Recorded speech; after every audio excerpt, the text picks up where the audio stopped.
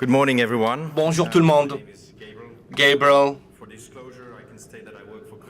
je peux dire que je travaille pour Greental et je suis aussi dans le conseil de la FPA, cette association au niveau européen. Merci tout le monde pour le débat très intéressant et de parler un peu de ces traitements contre le douleur. Je suis vraiment impressionné de voir combien ces événements sont en train de devenir de plus en plus importants. Donc, la douleur, c'est la réalité quotidienne pour des millions de personnes en Europe. Vous représentez les associations de patients, il y a les bailleurs de fonds, il y a d'autres personnes qui représentent d'autres parties. La douleur a beaucoup de visages. Ça peut être ça pourrait être chronique, ça peut être pulsatif, ça peut être aigu. Donc, il y en a beaucoup de types de douleurs. Ça peut créer des anxiétés, dépression, de troubles de sommeil, dépression, sous-estime. 50% des patients avec la douleur chronique, ils croient ne pas avoir de réponse d'aide appropriée. Il y a aussi, je vais parler aussi d'autres douleurs. On a parlé de l'impact social de la douleur. 1 sur 5 souffre de douleurs chroniques. Si vous calculez ça, on parle de 100 millions de personnes tous les jours, quotidiennement. Et malgré des données européennes, au niveau européen, on a vraiment des difficultés à comprendre la situation. Donc, la douleur est l'un des éléments qui poussent les gens à aller vers les médecins. Donc, basé sur une enquête, on a 21% de ces personnes ont souffert de cette douleur chronique pour plus de 20 ans. Donc, il y a vraiment une urgence à nous mettre à travailler tous ensemble. Un tiers des médecins que les douleurs post-opératoires ne sont pratiquement même pas considérées dans leur institution. Il y a une inaccessibilité parfois au traitement pour soulager la douleur ou des personnes qui ont besoin de thérapie pour lutter contre la douleur. On voit un impact sur la société. 153 millions de personnes souffrent de migraines ou de mal de tête. Et il y a 200 millions de personnes qui ont des problèmes musculo-squelettiques et 100 millions qui souffrent de douleurs chroniques. Il y a un petit groupe de personnes qui souffrent de douleurs, de syndrome de douleur chronique, mais on doit aussi s'adresser à ça. Il y a des coûts sur ça, donc dans les pays, sur le revenu des pays, ce GPD des pays, ça a des coûts, Il y a des coûts directs et indirects à travers toute l'Europe sur le PIB, le produit interne brut.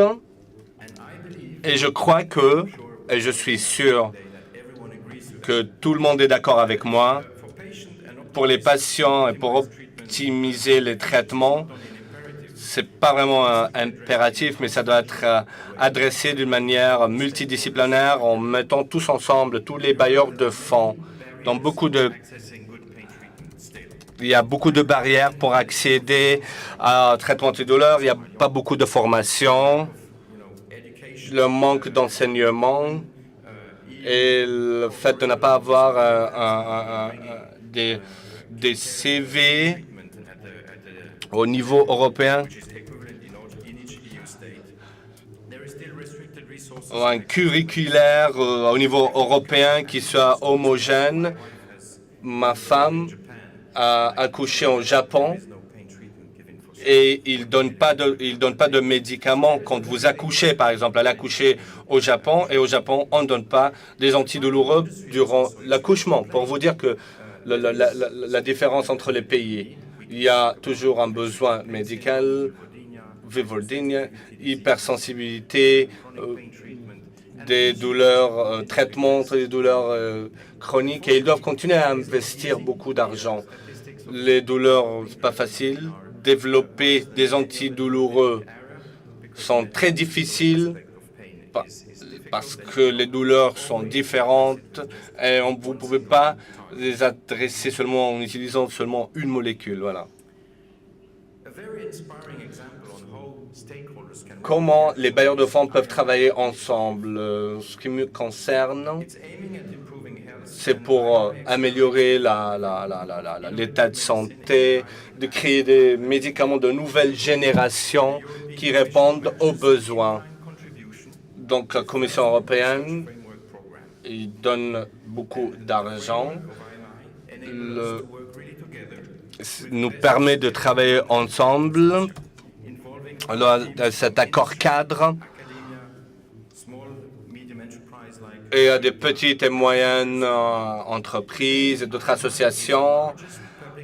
IMI, c'est le plus grand partenaire public-privé au niveau mondial. À l'intérieur de IMI, il y a IMI 2, un groupe pour lutter contre la douleur, le Grüntal et STV,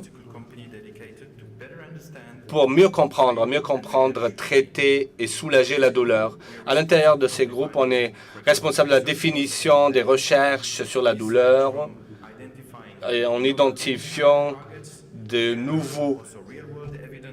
nouvelles barrières à dépasser et de nouveaux résultats cliniques. En faisant ça, on travaille ensemble avec les meilleurs laboratoires pharmaceutiques, beaucoup d'entités, d'organisations. On voit vraiment qu'on fait beaucoup de progrès en ce qui concerne la lutte contre la douleur.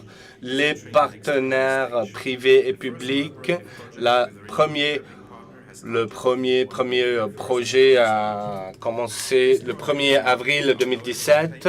Ça nous a permis d'apprendre plus sur la douleur et de générer des projets prédictifs ou anticipatifs en ce qui concerne le soulagement de la douleur. L'idée derrière, c'est d'améliorer la prise en charge de ces personnes qui souffrent de douleurs chroniques. Je sais que c'est un vraiment grand but à réaliser, mais je sais qu'en investissant,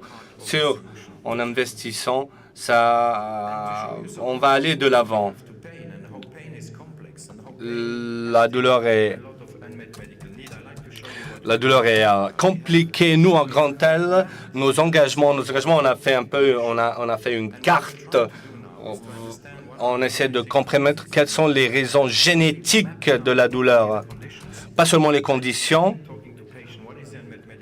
Donc, si on voit un peu les génomes pour découvrir les raisons potentielles de cette situation, de cette condition de douleur chronique.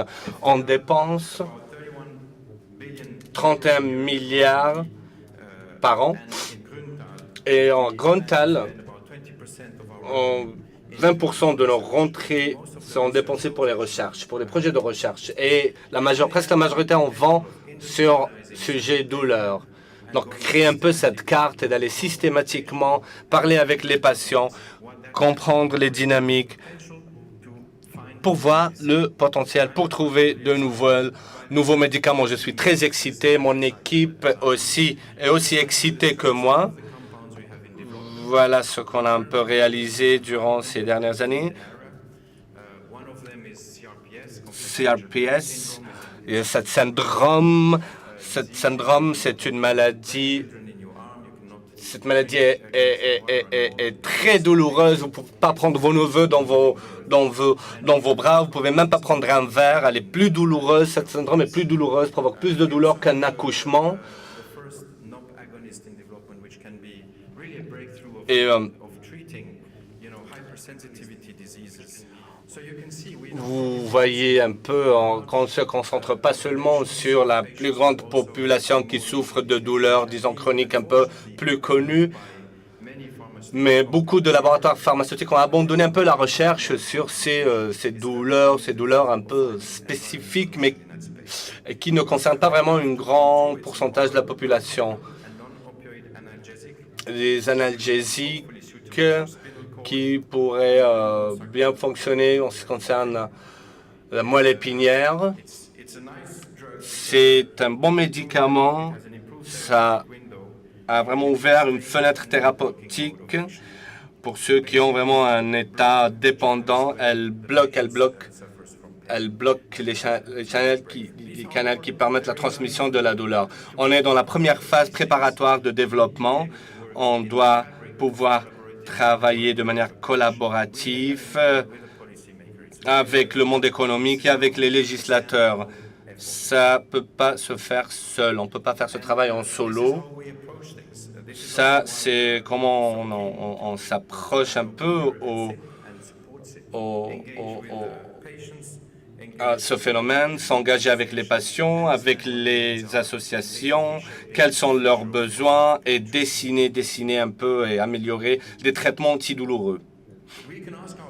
On peut se demander, est-ce qu'on collabore de manière efficace? Ici, vous voyez, regardez, 330 participants enregistrés, 29 nationalités, 250 organisations, 150 membres de facultés. Vous voyez qu'il y a des gens qui viennent du pharma, des experts, des législateurs. Il y a vraiment un melting pot un peu de toute une image de toutes les personnes qui, d'une manière ou d'une autre, sont impliquées dans cette lutte pour vaincre la douleur.